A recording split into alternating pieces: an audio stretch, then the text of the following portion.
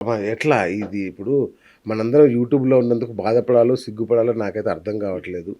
ఎందుకంటే మన చుట్టూ ఉన్న వాళ్ళే దేశ భద్రతకు నేను ఇప్పటివరకు ఏదో చిన్న చిన్నవి చేస్తున్నారు తప్పులు బెట్టింగ్ యాప్‌లు తెలిసో తెలియకో చేస్తున్నారేమో అనుకున్నాను. కానీ దేశ భద్రతకు ముప్పుగా గూడా యూట్యూబర్స్ అవతరిస్తున్న పరిస్థితి చాలా ఆందోళనగా ఉందమ్మా. ఎట్లా దీనికి పరిష్కారం? పరిష్కారం అని మీరు అడుగుతున్నారు. పరిష్కారం ఏంటి అనేది నేను ఎప్పటినుంచో మాట్లాడుతున్నానండి. ఓకే. ఈ ఇష్యూస్ మీద. గత సంవత్సరం నుంచి నా గొంతు విప్పుతానే ఉన్నాను. అవును. ఎక్కడికెక్కడ నేను అవును. కౌంటర్స్ ఇస్తూనే ఉన్నాను. అవును. మీరన్నారు యూట్యూబ్‌లోకొచ్చాము. మనం బాధపడాలా? లేకపోతే సిగ్గుపడాలా అని సీరియస్‌గా. మాట్లాడుతున్నారు. మనం గర్వపడదామండి. హ్మ్. ఎందుకు అనంటే మనం ఏ లక్ష్యం కోసం వచ్చామో కనీసం కొంతన్నా ఆ యెస్. లక్ష్యాన్ని అవును. చేరుకునే అటువంటి ప్రయత్నంలో ఉన్నాం. పరిస్థితుల్లో ఉన్నాం. యెస్. పరిస్థితుల్లో మనం ఉన్నాం. ఉన్నాం. అవును. మనం కనీసం కొంతలో కొంతైనా వాస్తవాల్ని, నిజాల్ని జనాలకి యెస్. చారేస్తున్నాము. ఏ ఒత్తిళ్ళకి తలొగ్గకుండా మనం ఏం చేయాలనుకున్నామో స్వతంత్రులుగా చేస్తున్నాం. మనము ఆ జర్నలిజాన్ని చేస్తున్నాం. ఇక్కడ అర్నలిస్టులొచ్చారు. వాళ్ళతోటే వచ్చిన ప్రాబ్లమ్. జర్నలిజం పోయి జర్నలిస్టులానే ఉన్నాం.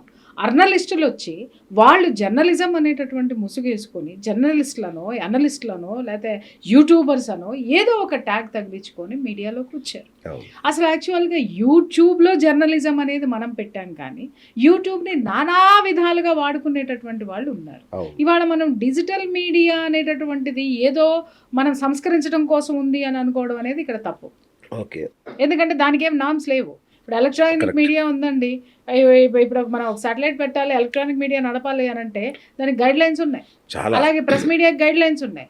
గైడ్‌లైన్స్ లేని దరిద్రమైన ఏది ఉందంటే డిజిటల్ మీడియా ఉంది. Digital media. ఈ గైడ్‌లైన్స్ లేకపోవడంతోటే వచ్చినటువంటి తిప్పలు ఇవన్నీ కూడా. హ్మ్. దీంట్లో జర్నలిజం ఒక భాగం. ఇక్కడ మనం వాళ్ళతో కలుపుకోవద్దు అసలు ఎప్పుడు కూడా. రైట్. మనమే. ఆ దరిద్రులతోటి మనం కలుపుకోవద్దు. ఆ చండాలంతోటి మనల్ని పోల్చుకోవద్దు కూడా. ఎందుకు సిగ్గుపడాలండి మనం? ఎందుకు బాధపడాలండి మనం? హ్మ్. ఖండిస్తున్నాం. అలాగే మన వాయిస్‌ని మనం వినిపిస్తున్నాం. ఇక విషయానికొస్తే ఇక్కడ ఎవరిని మనం తప్పు పట్టాలి అనంటే అన్‌ఎడ్యుకేటెడ్ ఫెలోస్ ఎవరైతే ఉన్నారో ఇలాంటి వాళ్ళందరికీ కూడా లైకులు కొట్టేసి సబ్స్క్రైబ్ చేసేసుకుని ఛానల్ సబ్స్క్రైబ్ చేసుకుని వీళ్ళని అన్న, ఆహా, ఓహో, తోపు, తురుము అనేటటువంటి ఇలా బిల్డప్లు ఇచ్చేసేసుకుంటూ వాళ్ళకి ఒక జన సమూహం ఏదైతే వాళ్ళకి తోడయిందో ఆ జన సమూహాన్ని చూసుకొని వీళ్ళు ఈ విధమైన చివరికి దేశాన్ని అమ్మేటటువంటి స్థితికి వాళ్ళు ఎదిగిపోయారు. వాళ్ళు ఎవరి భుజాల మీద నిలబడ్డారండి? సబ్స్క్రైబర్ల భుజాల మీద నిలబడ్డారు. అవును. ఇప్పుడు తప్పెవరు? వాళ్ళని మోస్తున్నది ఎవరు? సబ్స్క్రైబర్స్, జనం. ఇప్పుడు జనము కదలాలి, జనము ప్రతిస్పందించాలి. మీరన్నట్టు సన్నీ యాదవ్ మీద ఎన్ని ఎలిగేషన్స్ ఉన్నాయి. ఓకే, అతని మీద ఎలిగేషన్స్ వచ్చినప్పుడు వాళ్ళ తమ్ముడు ఒక మాట మాట్లాడాడు. ఏమండి మన్నయ్య 300 200 అదేంటి మోసం చేశాడండి. పెద్ద పెద్ద మోసాలు చేసే వాళ్ళని ఏం చేస్తారండి అంటే ఏంటి? మోసం చేశాడని ఒప్పుకున్నావుగా. చిన్నదో పెద్దదో నువ్వు మాట్లాడాల్సిందేంటి? పొరపాటు జరిగింది, తెలియక జరిగిందేమో, లేదు అవగాహన లేక జరిగిందేమో, సరిదిద్దుకుంటామనే మాట వాడి నోటి నుంచి రాలేదు. ఏం మాట్లాడాడు అతను? మా చిన్నదే కదండి, పెద్ద పెద్దవి చేసే వాళ్ళని పట్టుకోండి అన్నారు. అలాగేనమ్మా అని చెప్పేసి ఒక ఐపీఎస్ ఆఫీసర్ వేసి పడేశాడు కేసు. అప్పుడు మరి పెద్ద తిమింగళమై నీ అన్నయ్య కనిపించాడుగా అక్కడ. బెట్టింగ్ యాప్స్ అనేటటువంటి కేసులో నీ అన్న ఎందుకు 2 నెలలు ఎక్కడికి కనిపించకుండా ఎక్కడికి ఎందుకు పారిపోయాడు? మరి ఆ రోజు నా అన్వేష్ అనేటటువంటి అతను వీళ్ళందరి గురించినటువంటి ఇన్ఫర్మేషన్ మొత్తం వీడియోస్ చేసి పెడితే నా అన్వేషణ బండబూతులు తిట్టారు, ఇంకేదో చేశారు. ఇంకొకటి ఏంటంటే వీళ్ళు ఈ మధ్య కాలంలో కొద్దో గొప్ప బాగా ఫ్యాషన్ నేర్చుకున్నది ఏంటి అని అంటే, నువ్వు ఎంత నేరం అన్నా చేయి బాయ్, నువ్వు ఏదన్నా చేయి భయ్యా, బెయిల్ తీసుకురావడానికి నేనున్నా, బెయిల్ ఇప్పించడానికి నేనున్నా, డబ్బు సంపాదించావు కదా కుప్పలు తప్పలు, అదే డబ్బుతోటి మనం దేన్నైనా కొనుక్కోవచ్చు అనేటటువంటి స్థితిలో ఇవాళ మన చట్టాలు, మన వ్యవస్థలు నడుస్తున్నాయి. ఇలాంటి చట్టాన్ని మనం ప్రశ్నించాం. సన్నీ యాదవ్ ఎందుకురా ఇట్లా చేసినావు దేశానికి సంబంధించి అని మనం ప్రశ్నించాం అనుకో, మనల్ని ప్రశ్నిస్తారు. మోక ఈ అన్ఎడ్యుకేటెడ్ ఫెలోస్ ఎవరైతే ఉన్నారో వాళ్ళు మనల్ని ప్రశ్నిస్తారు. సిగ్గుపడాల్సిందెవరు? వాళ్ళు సిగ్గుపడాలి. ఎవరైతే ఈ జాతిని ఎంకరేజ్ చేస్తున్నారో ఆ జాతి సిగ్గుపడాలి, మీరు నేను కాదండి. అలాగే ఈ జాతిని మోస్తున్నటువంటి ఈ భరతమాత నిజం చెప్తున్నాను కదా ఎంత గుండె ఘోషతోటి ఉందో ఈరోజు. అలాగే ఈ తరహా నేరాలన్నీ చేసుకుంటూ పోతూ ఉంటే 2 నెలలు ఇతను కనపడలే. అసలు భయ్యా సన్నీ యాదవ్ ఎందుకు అరెస్ట్ అయ్యాడు? అసలు అరెస్ట్ అవ్వడం వెనక ఉన్నదేంటి? ఎవడు అడగట్లేదండి, ఎవడు మాట్లాడట్లేదండి.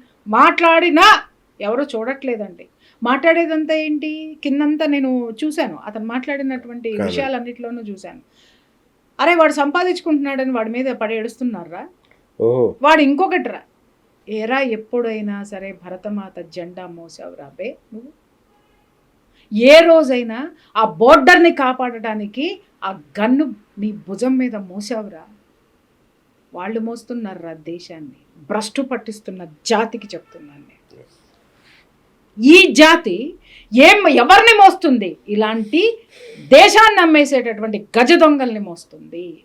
మరి మీరందరూ సొంత మొక్కలైనప్పుడు మీరు అదేంటి న్యాయస్థానాలకు వెళ్ళిపోయి మీరు బయటకు వస్తామని అనుకున్నప్పుడు ఎందుకు పారిపోయారా దేశం నుంచి అని అడుగుతున్నాను నేను. అరెస్ట్ అవ్వండి, మీ తప్పేమీ లేనప్పుడు మీకు నోటీసులు ఎందుకు వచ్చినాయి? Point number 1. సరే ఎలిగేషన్స్ ఉన్నాయి, నోటీసులు వచ్చినాయి, దానికి కూడా యాక్సెప్ట్ చేస్తాం. మీరు శుద్ధపూసలు కదా, శుద్ధ మొక్కలు కదా. మరి అరెస్ట్ అయిన తర్వాత స్వచ్ఛందంగా ఇక్కడే ఉండి ఎందుకు బెయిల్ తెచ్చుకోలేదు? ఎందుకు నెలల తరబడి దేశాలు దాటిపోయినారు? ఆ దాటిపోయిన దేశంలో నెలల తరబడి మీకు ఎవరు షెల్టర్ ఇస్తున్నారు? ఇక్కడ అది మిస్టర్ పాయింట్. వాడు దుబాయ్ పోతాడు, దుబాయ్లో 2 నెలలు వీడికి షెల్టర్ ఎవరిస్తున్నారు? ఎంత డబ్బు ఉన్నా సరే, ఎంత మిలియనీర్ అయినా సరే వాడికి లెక్కలు ఉంటాయి. వీళ్ళు ఆఫ్టర్ ఆల్ గాళ్ళండి, వీళ్ళు ఇన్ఫ్లుయెన్సర్లు అనమాట. దేనికి ఇన్ఫ్లుయెన్సర్లు? దేశాన్ని అమ్మడానిక? దేశ ద్రోహం చేయడానికి ఇన్ఫ్లుయెన్సర్లా? బెట్టింగ్ యాప్ల పేరుతోటి దేశాన్ని అమ్మడానికి ఇన్ఫ్లుయెన్సర్లా? జనాన్ని చంపడానికి ఇన్ఫ్లుయెన్సర్లా? వీళ్ళ వల్ల ఎవడి కడుపు నిండుతుందండి? చిన్న ఎగ్జాంపుల్ చెప్తా. ఈ సన్నీ యాదవ్ అనేటటువంటి వాడు డీమార్ట్ అకౌంట్స్ అని చెప్పేసి ఒకటి స్టార్ట్ చేశాడు మా మొదట్లో. అసలు దాని వెనక చరిత్ర ఎవరికన్నా తెలుసా? 200 ఇస్తాను, మీకు రిటర్న్ ఇస్తాను, దీంట్లో అకౌంట్ ఓపెన్ చేయండి అన్నాడు. ఇతను డబ్బు 200 ఎందుకు ఇస్తారని ఎవడన్నా ఆలోచించాడా? ఆ 200 వస్తున్నాయి, అకౌంట్ ఓపెన్ చేయడమే కదా అని చెప్పేసి ఎవరి కాళ్ళు అకౌంట్ ఓపెన్ చేసి పడేశారు. వెనక స్టోరీ చెప్తా. ఒక్కొక్క అకౌంట్కి ఆ డిమార్ట్ నుంచి వాడు కుదుర్చుకున్నటువంటి బేరం 1000 రూపాయలు. ఎంత? 1000 రూపాయలు. ఇతనికి 45 లక్షల మంది ఇప్పుడు ఉన్నారు. అప్పుడు ఇతని ఇన్ఫ్లుయెన్స్కి గురయ్యి ఒక 10,000 మంది ఓపెన్ చేశారు అనుకో. 10,000 × 1000 ఎంతండి? 10 లక్షలు, 1 కోటి రూపాయలు ఈజీగా అకౌంట్లో పడి. ఇతను జనానికి ఎంత ఇచ్చారు సార్? 20 లక్షలు. మిమ్మల్ని అమ్మాడురా పిచ్చనా కొడుకల్లారా, మిమ్మల్ని వాడు అమ్మాడు. ఎవరిని అమ్మాడు? డిమార్ట్ అకౌంట్ ఓపెన్ చేయాలంటే వీడి మెయిల్ ఐడి ఇవ్వాలా, వీడి ఫోన్ నెంబర్ ఇవ్వాలా, వీడి డీటెయిల్స్ ఇవ్వాలా. మీ డీటెయిల్స్ని 800 రూపాయల లాభానికి అమ్మినాడు. మన డీటెయిల్స్ దేశం దాటిపోతున్నాయి. అది అక్కడ మొదలు పెడితే తండ్రి బైకులు ఇస్తాను, ఇస్తాను 300 కట్టండి అని. అది కూడా ఒక విధమైనటువంటి లాటరీ కాదా? ఈ దేశంలో లాటరీకి పర్మిషన్ ఉందా? ఎందుకు ఇచ్చినాను? ఇంకొక విషయము, మేము యూట్యూబ్లోనండి ఇచ్చాము అనడానికి. ఒరే, నేను ఆంధ్రాలో వచ్చింది నీ యూట్యూబ్, నాకు లింకు ఆంధ్రా నుంచి నేను నీకు డబ్బులు వేసా, అది తప్పు. నీ యూట్యూబ్ నీ దుబాయ్ వరకే ఉంటే పర్వాలా, లేకపోతే నీ క్యాషినోవా గోవా వరకు ఉంటే పర్వాలేదు. నీ లాటరీలో ఎక్కడికి వచ్చింది? ఆంధ్రాలో ఉన్న నా దగ్గరకు వచ్చింది. నువ్వు కంట్రోల్ చేయలేదు నీ యాప్ని. ఆంధ్రా నుంచి నేను కొన్నా, నేను గోవా వచ్చి కొనలా, నేను దుబాయ్ వచ్చి కొనలా, ఆంధ్రా నుంచి నేను కొన్నా. అది నేరం. 2 బెట్టింగ్ యాప్లు. వీళ్ళు ప్రమోట్ చేసినటువంటి బెట్టింగ్ యాప్స్ ఓనర్లు ఎవరో వీళ్ళని చెప్పండి. ఎవరు తెలుసా? ఆ దేశాల పేర్లు చూడండి.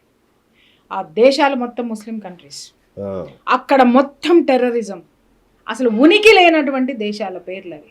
ఉనికి లేనటువంటి ప్రపంచ పటంలో ఉన్నాయి, కానీ ప్రపంచంలో ఉనికి లేనటువంటి దేశాల నుంచి అవి ఆపరేట్ చేయబడుతున్నాయి. మొత్తం డబ్బంతా కూడా దాంట్లో దాదాపు 40-60% టెర్రరిస్టుల ఫండింగ్. డిమాట్ అకౌంట్స్ నుంచి. డిమార్ట్ కాదండి, బెట్టింగ్ యాప్స్. బెట్టింగ్ వీళ్ళు ప్రమోట్ చేసినటువంటి బెట్టింగ్ యాప్స్. కరెక్ట్. ఓకే. వాటి ఓనర్లు ఎక్కడున్నారు, ఏ దేశంలో ఉన్నారు, ఈ డీటెయిల్స్ బెట్టింగ్ యాప్స్ కట్టిన వాళ్ళనన్నా నాకు చెప్పమని చెప్పండి.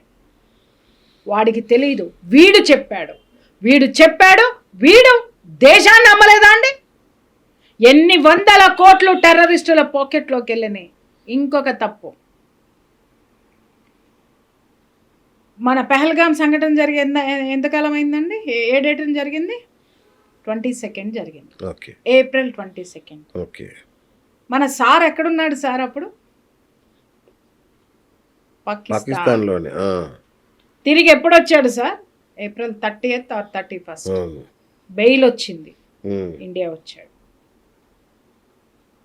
ఇంకొక విషయం, ఇంత పెద్ద బ్లాగర్ కదా, ఆయన స్నేహితుడు ఎవరో మరి, మహానుభావ దండాలు రాయ్య, భలే గొప్ప స్నేహితుడికి బాగా కాపు కాస్తుందో ఎన్ఐఏ పెడతది పెట్టు విను. ఓకే, ఆ స్నేహితుడు చెప్తున్నాడు, ఎన్ఐఏ అండి సహజంగా వేరే దేశాలకు వెళ్ళినప్పుడు యాక్చువల్గా ఎంక్వైరీ చేస్తుంది, మామూలే అన్నట్టుగా చెప్తున్నాడు. చేస్తుందండి. మీరేంటి ఎందుకు వెళ్తున్నారు, మా టెలిగ్రాములు చెక్ చేస్తారు, అవి చెక్ చేస్తారు, ఇవి చెక్ చేస్తారు, ఇవి చెప్తున్నారు. ఎప్పుడు చెక్ చేస్తుంది ఎన్ఐకి పనేం లేదా? ఎంతమంది దేశాలు పోయి రావట్లేదు, వాళ్ళందరినీ ఎన్ఐ చెక్ చేస్తుందా? ఎవడి మీద డౌట్ వస్తుందో వాడిని చెక్ చేస్తుంది. అర్థమైందా? చెక్ చేసి వాడి మీద ఏమీ లేదు అంటే వదిలేస్తుంది. అదే ఎన్ఐ కాపుగాసి నిన్ను పట్టుకుని కనీసం నీ అరెస్ట్ వివరాలు కూడా బయటికి చెప్పలేదు అంటే కారణం ఏంటి మిస్టర్? చాలా పెద్ద గూడు పుటాని ఉందని అర్థం. గూడు పుటాని ఉందేమోనా? ఇంకొక విషయం, ఎన్ఐఏ ఇన్వాల్వ్ అయ్యిందంటే నేషనల్ ఇన్వెస్టిగేషన్ ఏజెన్సీ, అంటే మన దేశానికి సంబంధించినటువంటి గూఢాచారి సంస్థ అది. ఆ సంస్థనే ఈ పోటుగాడు వీడియోలో కూర్చొని క్వశ్చన్ చేస్తున్నాడు, ఏమండి పేరెంట్స్ కన్నా చెప్పండి అని. ఒరే, మీ బెట్టింగ్ యాప్ల మోజుల్లో పడి వాటిలో డబ్బులు పోగొట్టుకుని కొడుకులు ఎక్కడికి పారిపోయారో తెలియని వాళ్ళు కొన్ని వేల మంది పేరెంట్స్ ఉన్నారా, వాళ్ళని ఎత్తుక్కరండి. కనీసం ఆ పేరెంట్స్కి చెప్పండి ఎక్కడున్నాడో. అలాగే పేరెంట్స్కి ఒక్క మాట కూడా చెప్పకుండా ఆత్మహత్యల పాలై ఉరి కొయ్యలకే ఉరి తాళ్ళకే వేలాడారా, పురుగుల మందులే లాగారా, ఎన్ని సూసైడ్లు ఉన్నాయో, ఎంతమంది పిచ్చెక్కి ఉన్నారు, ఎంతమంది దొంగతనాలకి పాల్పడ్డారు ఆ బెట్టింగ్ యాప్ల ద్వారా, అప్పుల పాలైపోయి అప్పులు తీర్చలేక. మరి ఈ ప్రాణాలన్నిటికీ సమాధానం చెప్పి అప్పుడు నీ యొక్క ఫ్రెండ్ గురించి మాట్లాడమని చెప్పండి. ఎందుకు ఇంత బాధ అంటే, నా ఇంట్లోనే జరిగిందండి, నా బంధువుల్లోనే జరిగిందండి. గుండెకోత తెలుసా మీకు? ఒక తండ్రికి హార్ట్ అటాక్ వచ్చి చనిపోయాడు, ఆస్తులు అమ్మినా కూడా తీరలేదు. ఇంకొకడైతే అద్భుతమైనటువంటి ఎడ్యుకేటెడ్ విద్యావంతుడు, వాడు ఎక్కడో ఉండవలసిన వాడు, ఈ బెట్టింగ్ యాప్ల మోజులో పడి వాడు మెంటల్లీ టార్చర్ తోటి ఎక్కడికి వెళ్ళిపోయాడు ఎవరికీ తెలియదు. నా దగ్గరకు వచ్చిన కేసులు కౌన్సిలింగ్ కోసం మా వాడు ఏం చేస్తాడో తెలియదండి, 24 గంటలు దాంట్లోనే ఉంటాడు. ఇన్ని లక్షలు పోయినాయండి వచ్చిన పేరెంట్స్ ఎంతమంది ఉన్నారో తెలుసా మిస్టర్? ఒక్క ప్రాణం నీకంత విలువైతే మరి ఇన్ని ప్రాణాల విలువ ఎక్కడ పెట్టినారా మీరంతా? దొంగల ప్రాణాలు మీకే అంత విలువ ఉంటే మరి దొరల్లా బ్రతకాల్సినటువంటి మనుషులు మీ బారిన పడి నాశనమైనటువంటి ఈ సమాజంలో ఎంతోమంది బిడ్డలు కాలరాలారు, నేల రాలారు. వాళ్ళ గురించి ఏం చెప్తారు వీళ్ళు? కరెక్ట్. ఎన్నయ్యే చెప్పాలి, కనీసం తల్లిదండ్రుల కన్నా చెప్పాలి. ఆ తల్లిదండ్రులకు కూడా నేను చెప్తున్నాను, అతని మీద ఎలిగేషన్స్ వచ్చినప్పుడు అట్లీస్ట్ అతన్ని హెచ్చరించాల్సిన అవసరం తల్లిదండ్రులకి లేదా? ఆ తల్లిదండ్రులకు కూడా నేను చెప్తున్నాను, మీ పిల్లలు చేసేటటువంటి ఈ పనుల వల్ల ఎంతమంది పేరెంట్స్, ఎంతమంది బిడ్డల్ని పోగొట్టుకున్నారో మీకు తెలుసా? వాళ్ళు మీ బిడ్డ కట్టేటటువంటి 30 కోట్లో ఆ డబ్బు మొత్తం ఎక్కడి నుంచి వచ్చిందో ఒక్కసారి ఎంక్వైరీ చేయమని చెప్పండి. ఎక్కడి నుంచి వచ్చింది? సామాన్యులు కదా వీళ్ళంతా. మాకు ట్యాక్సులు కట్టడానికే చచ్చిపోతున్నాం సార్. నెలకు వచ్చేసరికి సంవత్సరానికి వచ్చేసరికి జిఎస్టీలని సర్వీస్ ట్యాక్స్లని అవని ఇవని దీని దుంపదగ్గ చేసే బిజినెస్లో 60% ట్యాక్సులకు వెళ్ళిపోతే 40%లో ఖర్చులు ఎన్ని వస్తున్నాయో తినడానికి ఎన్ని వస్తున్నాయో కనపడట్లేదు. చూడ్డానికి మాత్రం ఇంత పెద్ద పెద్ద వ్యాపారాలు ఉన్నాయి. ఎక్కడి నుంచి వస్తుంది సార్? నిన్నగాక మొన్న పుట్టిన వీడు బైక్ వేసుకుని తిరిగినటువంటి వాడు అన్ని కోట్ల రూపాయలు ఎలా ఖర్చు పెడుతున్నాడు? వాడు ఇంటర్వ్యూలో ఆ పెద్ద మనిషి చెప్తాడు, నాకు బైక్ కావాలి, దాని మెయింటెనెన్స్కి 10 లక్షలు కావాలండి, మీరు ఇస్తారా? అందుకే నేను ఇవి ఆడుతున్నాను అన్నాడు. నేను దేశమంతా తిరగాలన్నాను. అరే ఎవడు తిరగమన్నాడు రా నిన్ను?